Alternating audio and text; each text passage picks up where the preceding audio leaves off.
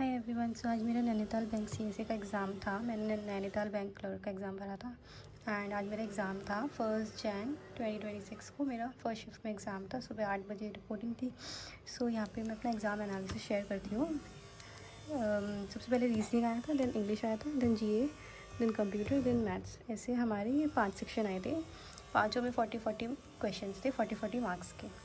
And यहाँ पे 35 and maths में 35 मिनट्स थी एंड यहाँ पे जीए और कंप्यूटर में 20 मिनट्स मिली थी। सो सबसे पहले बात करते हैं रीजनिंग की। रीजनिंग काफ़ी इजी थी एंड 3 से 4 पजल्स आई थी, जहाँ तक मुझे याद आ रहा है 3 से 4 पजल्स थी। उसमें वैसे सर्कुलर बेस्ड पज़ल भी थी एंड रो बेस्ड पज़ल थी एंड एक वो था डायरेक्शन डिस्टेंस भी था एंड बाकी अल्फ़ा न्यूमेरिक सीरीज़ थी, काफ़ी इजी थी। कोडिंग डिकोडिंग थी, वो भी काफ़ी इजी थी। एक क्वेश्चन था कोडिंग डिकोडिंग का एंड सिलॉग्स थे इजी एंड बाकी मिसलेनियस थे। तो ये ओवरऑल काफ़ी इजी था। मेरा 7 मिनट्स पहले हो गया था पूरा रीजनिंग सेक्शन। उसके बाद मैंने रीचेक करके भी 7 मिनट्स में पहले हो गया था। मतलब काफ़ी सही, काफ़ी ईजी था ये रीजनिंग वाला पार्ट। तो इसमें नेक्स्ट कम टू इंग्लिश तो बहुत ईजी थी। आई मीन सारी चीज़ें स्टोरी बेस्ड थी। एक अनसीन पैसेज आया था, यहाँ पे मैंने पैराग्राफ लिख दिया। अनसीन पैसेज आया था, ये पूरा स्टोरी बेस्ड था, बहुत इजी था। स्टोरी बेस्ड था मतलब कि एक आदमी होता है, वो एक वो होता है, ट्रैवलर होता है। वो एक लेडी के घर पे जाता है, उसको भूख लगती है, खाना मांगने। वो लेडी पहले मना कर देती है, फिर वो कुछ उसको मैजिकल स्टोन करके ऐसे कुछ बताता है ताकि वो इंटरेस्ट दिखाए एंड वो फिर पूरे विलेज को इकट्ठा करके लाते हैं। देन वो लोग खाना वाना बनाते हैं एंड सब लोग मिलके खाते हैं। इस टाइप से कुछ स्टोरी बेस्ड पैसेज था, बहुत ही आसान था। ऐसा लग रहा था कि मतलब बच्चों के स्टोरी बुक में से स्टोरी पढ़ रहे हैं। बहुत ही ईजी सी स्टोरी थी। देन क्लोज टेस्ट था। क्लोज टेस्ट भी पूरा स्टोरी बेस्ड था कि एक आदमी होता है, वो अपने गार्डन में टेम्पल बनवाना चाहता है, तो वहाँ पे वो लोग ऐसे काम करते हैं, वहाँ पे मंकीज़ आते हैं, ऐसे वो स्टोरी बेस्ड था पूरा। उसके बाद एक पैरा जंपल था, वो भी पूरा स्टोरी बेस्ड था। उसमें एक रिच मैन होता है, वहाँ पे भी वो बच्चों को ब्रेड वगैरह बांटते हैं। तो वहाँ पे एक लड़की होती है, वो सबसे लेट, अब वो सब बच्चे लड़ाई कर रहे होते हैं, वो बच्ची वेट करती है अपनी चांस का चुपचाप से और अब सबसे लास्ट में लेके जाती है। देन उसको एक गोल्डन कॉइन मिलता है, तो वो बहुत ईमानदारी से वो वापस करके आती है। तो उसको उसका रिवॉर्ड मिलता है कि अब आपको सबसे अच्छी वाली ब्रेड मिली, ऐसे कुछ था उसमें। मतलब बहुत ईजी, बहुत अच्छा सा पैरा जंपल था। उसके 6F तक था, वो ABCDEF तक था, वो बनाना था तो आराम से बन गया था। एंड उसके ऐसे 5-6 क्वेश्चन थे, आराम से हो गए थे। इसमें 10 क्वेश्चन थे, ये मतलब बहुत सही था। इसमें स्टोरी बेस्ड था एंड इसमें 10 क्वेश्चन थे। इसके क्लोज टेस्ट के 5-6 क्वेश्चन थे, 5-6 इसके थे एंड बाकी फिलर्स थे, काफ़ी इजी फिलर्स थे एंड एरर। अगर आप में से किसी ने इसका नैनीताल बैंक एग्ज़ाम दिया है तो फिलर में मुझे बताना। फिलर में मेरा 1 या 2 मुझे याद नहीं है, पर एक तो 100% था, ऐसे नो करेक्शन रिक्वायर्ड था। तो आप मुझे बताना अगर वो था इसमें ये, क्योंकि वैसे तो मुझे 100% श्योर है कि वो आंसर होगा, बट 1% फिर भी थोड़ा डाउट रहता है। तो अगर आप में से किसी ने दिया है तो प्लीज़ बताना।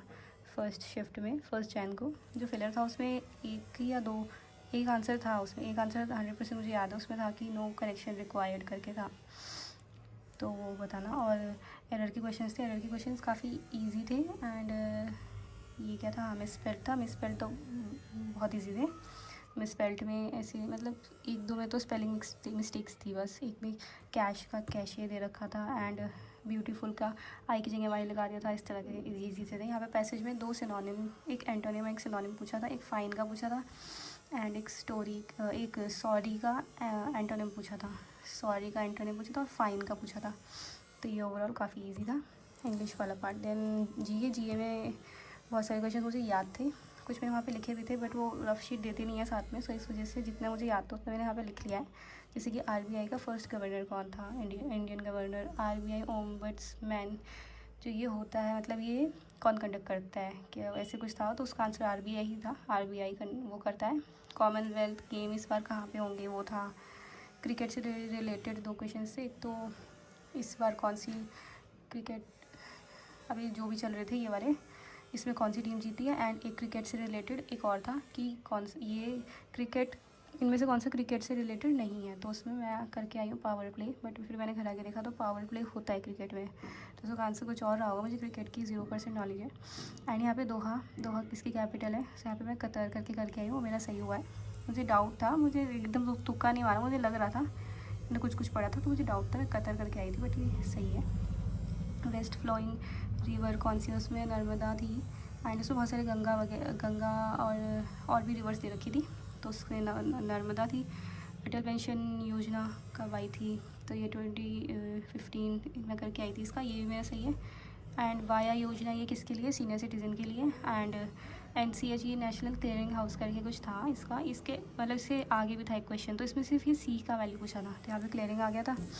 एंड PPF की जो एज लिमिट है मैक्सिमम वो क्या है, तो उसमें नो एज लिमिट थी, ये मैंने किया नहीं था या पता नहीं मैं कुछ और करके आई, मुझे डाउट था। भीम का मैक्सिमम बिल पे लिमिट कितना है वो था, उसका 1 लाख था आंसर। एंड UPI कब आया था, तो 2016 में आया था ये। स्मॉल एंटरप्राइजेज़ की मैक्सिमम कितनी वो होती है, टर्नओवर कितना होता है, तो वो 100 करोड़ था ऐसे, हाँ ये था। पेमेंट बैंक कितने हैं, वो एक क्वेश्चन ये था। एंड एक वोल्केनो एरप्ट हुआ है यहाँ, तो उससे पूछा था कि वो कौन से उसका है, मतलब उसमें वो इंडियन स्टेट्स दे रखे थे, वो बताना था कि वो कहाँ पे एरप्ट हुआ है, ऐसे करके कुछ था। एक KYC से रिलेटेड था कि ये किससे लिंक होता है, ऐसे कुछ मुझे एग्जैक्ट क्वेश्चन याद नहीं, KYC से रिलेटेड था ये, इसका आंसर मैंने आधार कार्ड लगाया है।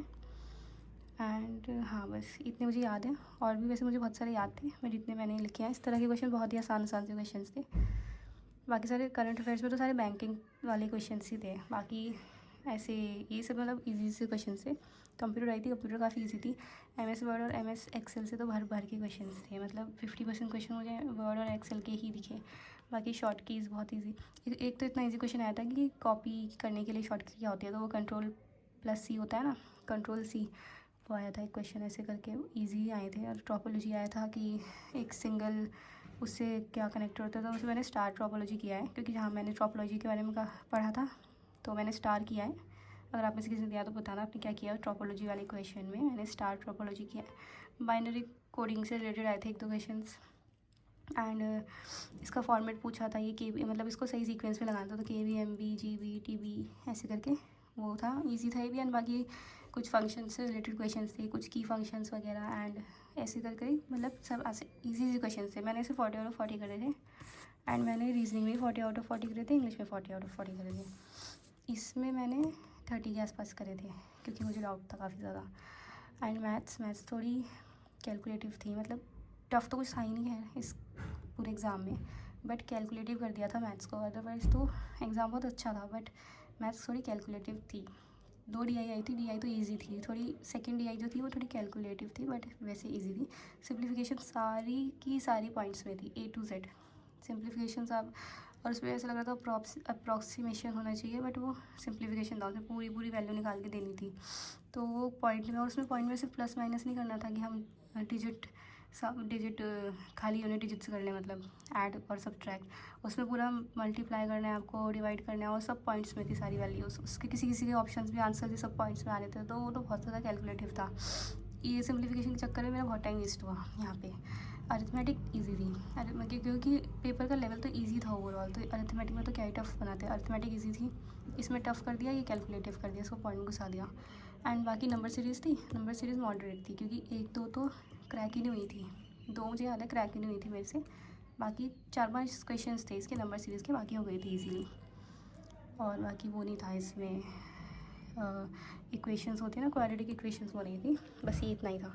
सो ये था कुछ आज का नैनीताल बैंक का CSE का एग्ज़ाम।